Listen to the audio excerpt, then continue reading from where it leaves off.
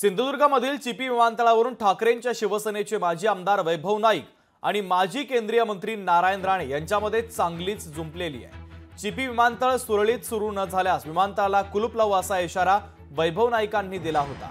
या वक्तव्याचा नारायण राणे यांनी आता चांगलाच समाचार घेतलेला आहे।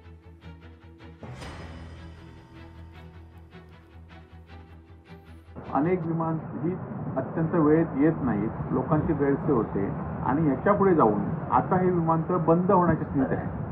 2 दिवसातनं एक विमान आता सध्या सुरू आहे आणि सध्याच्या भाजपच्या नेत्यांनी, सत्ताधाऱ्यांनी, मंत्री महोदयांनी अनेकदा सांगितलं की विमानतळ सुरू होणार आहे। येणाऱ्या 15 दिवसांमध्ये ही मुंबईची विमानतळ सुरू न झाल्यावर या विमानतळावर कुलूप लावण्याचा कार्यक्रम शिवसेनेच्या वतीने घेतला जाणार आहे आणि विमानतळाला कुलूप लावण्याचा कार्यक्रम जो महाराष्ट्रामध्ये कुठे नाही तो इथे या ठिकाणी करण्यासाठी आम्हाला भाग पडू नका एवढीच सत्ताधाऱ्यांना विनंती आहे। अनेक शुद्ध मराठीच्या सभागृहात तरी बोलले काय 10 वर्ष होते आमदार म्हणजे मी टाळा मार विमानतळाला कधी जातो सांग रे मला, टाळ मारूनच जातो मी, आज सांगायला आलोय ते मारूनच जातो, नाही तुझ्या घराला जाऊन टाळ मारणार तर नारायणाने नाव सांगणार नाही।